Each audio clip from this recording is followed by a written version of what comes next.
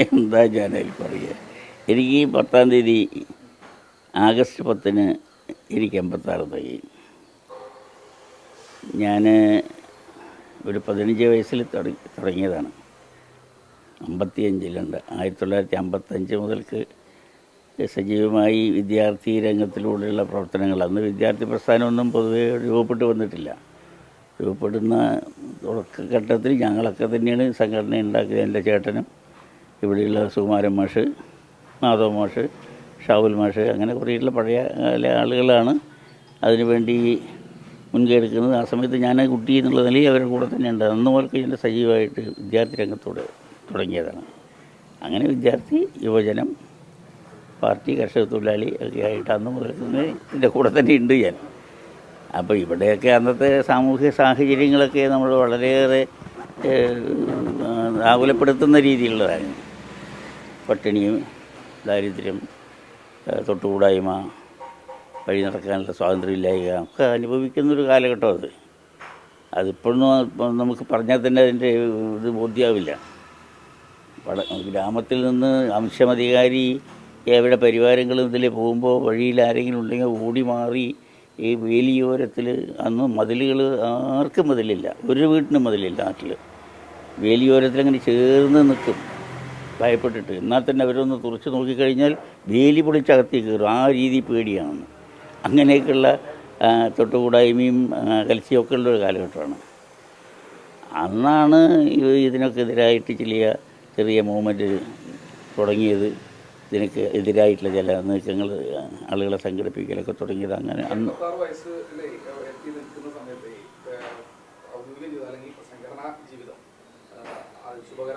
തീർച്ചയായും 100%. ഞാൻ വളരെ സംതൃപ്തനാണ്. ഞാനൊരു ശരാശരി മനുഷ്യനാണ്. എനിക്ക് അസാമാന്യമായ കഴിവുകളൊന്നും ഉണ്ടായിരുന്നില്ല. ഒരുപാട് വിദ്യാഭ്യാസ യോഗ്യത എനിക്കില്ല. എന്നിട്ട് ഈ പാർട്ടി എന്നിൽ ഒരുപാട് വിശ്വാസം അർപ്പിച്ചു. ഞാൻ അങ്ങനെയാണ് 2-3 പ്രാവശ്യം MLA ആയത്, മന്ത്രിയായത്, പാർലമെൻറ്റിൽ 6 കൊല്ലം, രാജ്യസഭയിൽ 6 കൊല്ലം ഞാൻ ഉണ്ടായിരുന്നത്. അതിലേറെ കാലം 25 കൊല്ലത്തോളം ഞാൻ തിരുവനന്തപുരത്ത് പാർട്ടി സെൻറ്ററിൻ്റെ ചുമതലക്കാരനായിട്ടുണ്ടായിരുന്നു.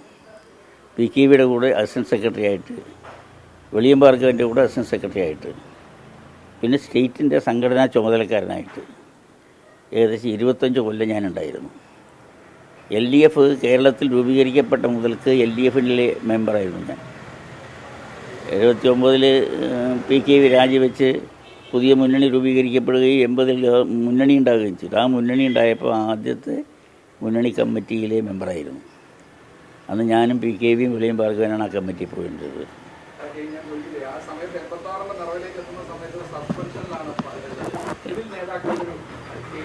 നേതാക്കൾക്കോ പാർട്ടിക്കാർക്കോ അതുകൊണ്ട് എന്തെങ്കിലും ഒരു ഭാവവ്യത്യാസം ഉണ്ട് എന്ന് എനിക്ക് തോന്നിയിട്ടില്ല. എന്നോട് കുറച്ചുകൂടി കൂടുതൽ സ്നേഹവും ബഹുമാനവും മമതയും വർദ്ധിച്ചിട്ടേ ഉള്ളൂ സഖാക്കൾക്ക്. അതുകൊണ്ട് തന്നെ ഞാൻ എവിടെ പോകുമ്പോഴും കൂടുതൽ ആളുകളുടെ ഒരു താല്പര്യവും സംഘം ചേരലും ഞാൻ അനുഭവപ്പെടുന്നുണ്ട്. ഇങ്ങനെ ഒരു സ്ഥിതിയിൽ ദുഃഖിതരാണ് പല സഖാക്കളും. മനസ്സുമുണ്ട്, പക്ഷെ ഒന്നും പ്രകടമായിട്ട് കാണിക്കുന്നില്ല. എനിക്കത് അങ്ങനെ ഒരു സംഭവം ഉണ്ട് എന്ന് എനിക്ക് തോന്നിയിട്ടില്ല.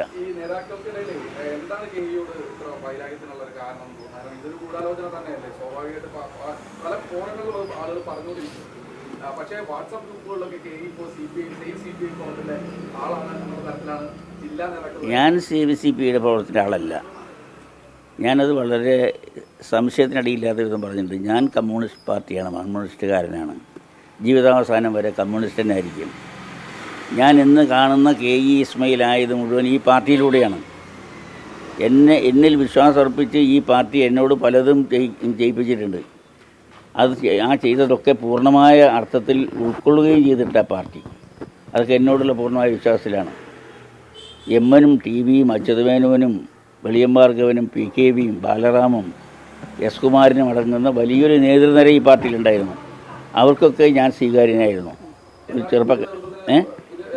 പുതിയ നേതൃത്വത്തിന് എന്തെങ്കിലും അസ്വീകാര്യതയുണ്ട്, വയസ്സന്മാരെ പിടിക്കാതിരിക്കേണ്ടതുള്ളത് അവരുടെ പ്രശ്നമാണ്. അവരുമായിട്ട് ചോദിക്കേണ്ടത്, എന്നോട് ചോദിച്ചിട്ട് കാര്യമില്ലല്ലോ. എനിക്കതൊന്നും പ്രശ്നമില്ല. എന്നെയൊന്നും അത് ബാധിച്ചിട്ടില്ല. കേരളത്തിൽ എല്ലാ സ്ഥലത്തും എന്നെ സ്നേഹിക്കുന്ന സഖാക്കൾ നിരവധിയുണ്ട്, പൊതുജനങ്ങളുമുണ്ട്.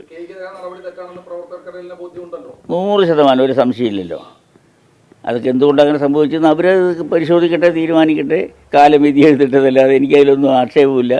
ഇനി അത് തിരിച്ചെടുക്കുകയോ കാലാവധി കഴിച്ച ശേഷം ഇനി തരികയോ ഇല്ലാതെയോ എന്ത് ചെയ്താലും എനിക്ക് വിരോധമൊന്നുമില്ല. ഞാൻ ഈ സമൂഹത്തിൽ ഇതുവരെ ചെയ്ത പ്രവർത്തനത്തിൻ്റെ ഭാഗമായിട്ടുള്ള ഒരു സൽപ്പേരും അംഗീകാരം എനിക്കുണ്ട്. അതാണ് എൻ്റെ കൈമുതൽ. അത് എല്ലാവർക്കും അറിയാം. ഏത് സദസ്സിൽ പോയാലും എനിക്കൊരു ഒരു ഇരിപ്പിടമുണ്ട്. ആ ഇരിപ്പിടം എനിക്ക് നഷ്ടപ്പെട്ടിട്ടില്ല.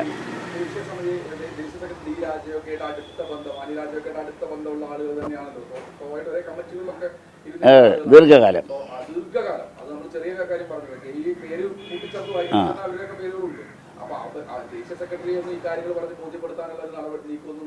ദേശീയ സെക്രട്ടറിക്ക് മാന്യരാജിക്ക് അവർക്കൊക്കെ അറിയാം, ഈ വിഷയം മുഴുവൻ അറിയാം.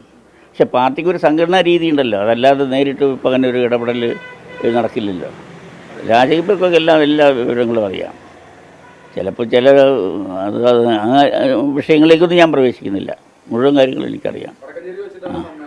കമ്മ്യൂണിസ്റ്റ് പാർട്ടിയിലെ 40 കൊല്ലം അതെ, ജില്ലാ സമ്മേളനം. സമ്മേളനത്തിൽ പോകണമെന്നൊന്നുമില്ലല്ലോ. വരുന്ന സഖാക്കളിലൊക്കെ പലരും എന്നെ കാണാൻ വരും, ഞാനവരെ കാണും. അങ്ങനെയുള്ള പാർട്ടി ബന്ധങ്ങളും പാർട്ടി സൗഹൃദ ബന്ധങ്ങളും സ്നേഹബന്ധങ്ങളൊക്കെ നിലനിർത്തിക്കൊണ്ട് പോകുന്നുണ്ട്. അത്രയേ വേണ്ടൂ. ഇനിയിപ്പോൾ തീർച്ചയായിട്ടും ഒരു സംശയമില്ല. ഞാനിവിടെ ഉണ്ടാക്കിയിട്ടൊരു പാർട്ടിയാണ്.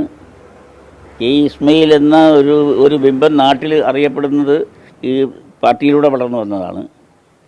പിന്നെ ഞാനൊരു അമാനുഷികനായ ആളൊന്നുമല്ല. എന്നിട്ടും എന്നെ ഈ പാർട്ടി വിശ്വസിച്ചിട്ടുണ്ടല്ലോ ഈ ചുമതലകളൊക്കെ എന്നെ ഏൽപ്പിച്ചത്.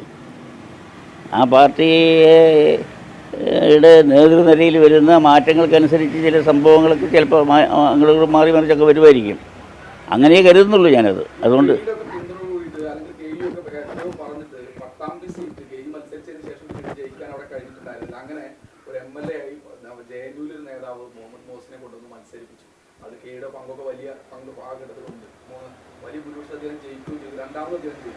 പക്ഷേ അദ്ദേഹത്തെ പോലും ഇപ്പോൾ പാർട്ടിയിലെ ഒരു പല ഘടകങ്ങളിലേക്കും എത്തിക്കുന്നില്ല എന്നുള്ളത്. അപ്പോൾ വന്ന ആളുകളെ യുവാക്കളെ പരിഗണിക്കുന്നില്ല എന്ന് തോന്നുന്നുണ്ടോ? യുവാക്കളെ പരിഗണിക്കുന്നില്ല എന്ന അഭിപ്രായം എനിക്കില്ല. യുവാക്കളെ അവർക്ക് സ്വീകാര്യമായിട്ടുള്ള യുവാക്കളെയൊക്കെ പരിഗണിക്കുന്നുണ്ട്. അത് ഓരോരുത്തരുടെ ഇഷ്ടാനിഷ്ടങ്ങൾക്ക് അനുസരിച്ചാണ്. കമ്മ്യൂണിസ്റ്റ് പാർട്ടി പഴയ കാലങ്ങളിൽ അങ്ങനെയല്ല. കഴിവും യോഗ്യതകളും നോക്കിയിട്ട് അതിനനുസരിച്ചാണ് അവരെ പ്രൊമോട്ട് ചെയ്തിരുന്നത്, അവർക്ക് അവസരം നൽകിയിരുന്നത്. അങ്ങനെയൊക്കെയാണ് ഞാൻ ഈ ഒരു 10ാം ക്ലാസ്സുകാരൻ, ഒരു ആവറേജ് വിദ്യാഭ്യാസമുള്ളവൻ ഈ പാർട്ടിയുടെ സമുന്നത സ്ഥാനങ്ങളിൽ എത്തിച്ചേർന്നതൊക്കെ അതിൻ്റെ അടിസ്ഥാനത്തിലാണ്. അന്ന് പാർട്ടിക്ക് നോക്കുന്നത് നിസ്വാർത്ഥമായ സേവനം, പാർട്ടി കൂറ്, പ്രവർത്തിക്കാനുള്ള കഴിവ്, ആത്മാർത്ഥതൊക്കെ നോക്കുക. ഇന്നതല്ല. ഇന്ന് തന്നോട് കൂറ് നടത്തുന്നുണ്ടോ, തന്നോട് മമതയുണ്ടോ, അങ്ങനെ ആശ്രിതന്മാരായിട്ട് നിൽക്കുന്ന ആളുകളെ നോക്കി കാണുന്നുണ്ടോ എന്ന് എനിക്കൊരു സംശയമില്ല. അത്രയേ ഉള്ളൂ. മോഹസിൻ ഒരു നല്ല കമ്മ്യൂണിസ്റ്റാണ്. അവൻ JNU സ്റ്റുഡൻറ്റ് മാത്രമല്ല, JNUവിലേക്ക് പോകുന്നതിന് മുമ്പ് തന്നെ അവൻ ഇവിടെ SF ആയിട്ട് വർക്ക് ചെയ്തിട്ടുള്ളവരാണ്. ഞാൻ MLA ആയിരിക്കുന്ന കാലത്ത് തന്നെ അവൻ ഇവിടെ ഉണ്ടായിരുന്നു. അതുകൊണ്ട് വളരെ നല്ല ഒരു കമ്മ്യൂണിസ്റ്റ് തന്നെയാണ്. ആ മൂല്യങ്ങളിലൊക്കെ കുറച്ച് നിന്ന് വിശ്വസിക്കുന്നവരാണ്. അപ്പോൾ അദ്ദേഹത്തിന് ഇവിടെ എടുക്കുന്ന ചില സമീപനങ്ങളും നിലപാടുകളും യോജിക്കുന്നതിൽ ഇഷ്ടപ്പെടുന്നില്ല. അതെ, അതിൻ്റെയൊക്കെ ഭാഗമായിട്ടുള്ളതാണ്. എന്നാലും അയാളൊരു ഉത്തമനായ കമ്മ്യൂണിസ്റ്റായിട്ട് തന്നെ പൊതുജനങ്ങൾക്കിടയിൽ സ്വീകാര്യനായിട്ട് ചേർത്ത് നിർത്തണം തന്നെ ആവശ്യപ്പെട്ടുള്ളത്, സ്ഥിരമായിട്ട് ആവശ്യപ്പെട്ടുകൊണ്ടിരിക്കുന്നത്.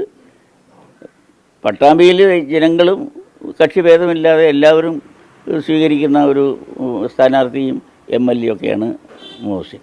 അത് ആ നിലയിൽ തന്നെ അയാൾ തുടരുന്നുണ്ട്. ഇല്ല, അല്ല, നല്ല സ്ഥാനാർത്ഥികളൊരു ഘടകമാണ്. സ്ഥാനാർത്ഥികൾക്ക് അതിൻ്റേതായിട്ടുള്ളൊരു ബോഡി ലാംഗ്വേജ് വേണം, ആളുകളോടൊരു പെരുമാറ്റ രീതികൾ വേണം.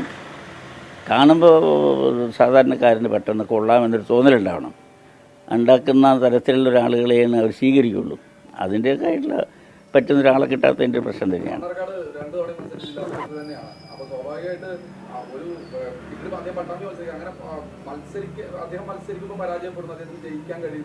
പക്ഷേ നേരത്തെ ജോസ് ബേബി മത്സരിച്ചപ്പോൾ വളരെ അവിടെ ജയിക്കുന്ന ഒരു സാഹചര്യം, ഡെപ്യൂട്ടി സ്പീക്കർ വരെ ജോസ് ബേബി ആവുന്ന ഒരു സാഹചര്യം.